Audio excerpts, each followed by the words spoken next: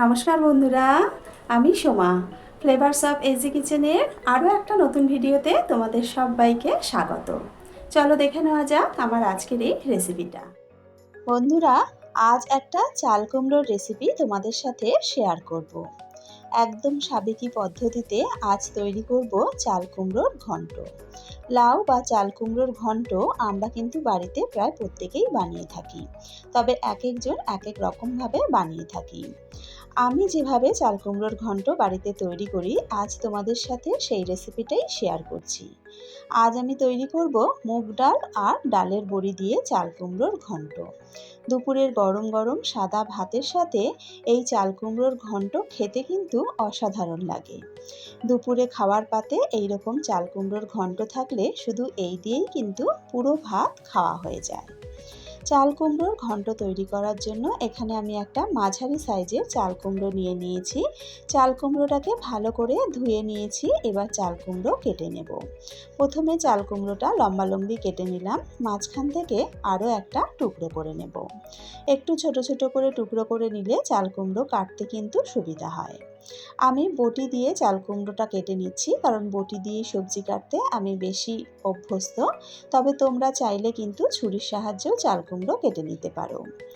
চাল কুমড়োটাকে মাঝখান থেকে টুকরো করে নিয়ে খুব ভালো করে চাল কুমড়োর গায়ের খোসাটাকে ছাড়িয়ে নিচ্ছি। চাল কুমড়োর খোসাটাকে ছাড়িয়ে নেওয়ার পর এবার মাঝখান থেকে আরও একটা টুকরো করে নিলাম। এবার চাল কুমড়োটাকে এইভাবে পাতলা পাতলা করে টুকরো করে নেব। তবে খুব বেশি পাতলা করার প্রয়োজন নেই। একদম পাতলা হলে চাল কুমড়ো কিন্তু একদম গলে যাবে, সেক্ষেত্রে ঘন্ট খেতে ভালো লাগবে না। পাতলা করে টুকরো করে নেওয়ার পর তারপর এইভাবে চাল কুমড়োটাকে যেভাবে আমরা আলু ভাজার জন্য আলু কাটি সেইভাবে ঝুরি ঝুরি করে কেটে নেব। এইভাবে চাল কুমড়ো কেটে নিলে কিন্তু খুব তাড়াতাড়ি চাল কুমড়ো সেদ্ধ হয়ে যায়। পুরো চাল কুমড়োটাকে আমি কেটে নিয়েছি। এবার চলে যাব বাকি রান্নায়। প্রথমেই গ্যাসে একটা কড়া গরম করে তাতে দিয়ে দিলাম 1/4 কাপ মুগ ডাল। ডালটাকে হালকা লাল করে ভেজে নেব। অনবরত নাড়াচাড়া করে ডালটাকে কিন্তু হালকা লাল করে ভেজে নিতে হবে। তবে খেয়াল রাখতে হবে ডাল যেন খুব বেশি লাল করে পুড়ে না যায়, সেক্ষেত্রে কিন্তু গন্ধটা ভালো লাগবে না। দেখো ডাল বেশ লাল হতে শুরু করেছে। এবার ডালটা নামিয়ে নেব। এবার কড়াতে দিয়ে দিলাম 2 টেবিল চামচ তেল। তেলটাকে ভালো করে গরম করে নিয়েছি। এবার এতে কিছু ডালের বড়ি ভেজে নেব। আমি এখানে বিউলির ডালের বড়ি ভেজে নিচ্ছি, তবে তোমরা চাইলে যে কোনো ডালের বড়ি দিয়ে কিন্তু চাল কুমড়োর ঘন্টটা তৈরি করতে পারো। বড়িগুলোকে বেশ লাল করে ভেজে নিয়েছি, তুলে নেব। আমার চ্যানেলের যে সকল বন্ধুরা এখনও আমার চ্যানেলটাকে সাবস্ক্রাইব করোনি, তাদের কাছে অনুরোধ রইল, প্লিজ আমার চ্যানেলটা সাবস্ক্রাইব করে আমার পাশে থেকো। তার সাথে সাথে পাশে থাকা বেল আইকনটা প্রেস করে নিও, তাহলে আমি চ্যানেলে যখনই কোনো নতুন রেসিপি আপলোড করব তার নোটিফিকেশান সবার আগে পৌঁছে যাবে তোমাদের কাছে। বড়িগুলো ভেজে তুলে নেওয়ার পর এবার কড়াতে আরও 2 টেবিল চামচ সর্ষের তেল দিয়ে দিলাম। ফোড়নের জন্য দিয়ে দিলাম তেজপাতা, শুকনো লঙ্কা আর দিয়ে দিয়েছি 1 চা চামচ গোটা জিরে। ফোড়নটাকে লাল করে ভেজে নিয়েছি। এবার এর মধ্যে দিয়ে দিলাম 1 চামচ আদা বাটা। আদাটাকেও লাল করে ভেজে নেব। চাল কুমড়োর ঘন্ট তৈরি করার সময় একটু আদা বাটা দিলে কিন্তু ফ্লেভারটা খুব সুন্দর হয়। আদাটাকে লাল করে ভেজে নিয়েছি। এবার এর মধ্যে সামান্য একটু জল দিয়ে দেব। যেহেতু গুঁড়ো মশলা ব্যবহার করব, তাই যাতে মশলা পুড়ে না যায় তাই একটু জল দিয়ে দিলাম। দিয়ে দিলাম 1/2 চা চামচ হলুদ গুঁড়ো, 1 চা চামচ জিরে গুঁড়ো, 1 চা চামচ ধনে গুঁড়ো, 1/2 চা চামচ দিয়ে দিলাম লাল লঙ্কার গুঁড়ো।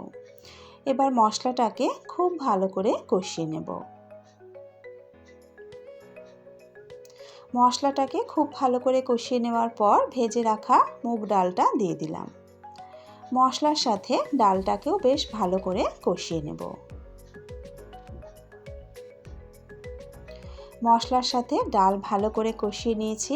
এবার কেটে রাখা চাল কুমড়োটা দিয়ে দিলাম। চাল কুমড়োটা দিয়ে খুব ভালো করে মশলা ও ডালের সাথে মিশিয়ে নেব।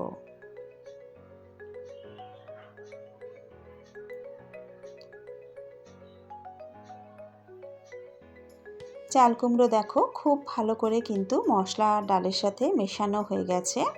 এবার এর মধ্যে দিয়ে দেব স্বাদ মতো নুন।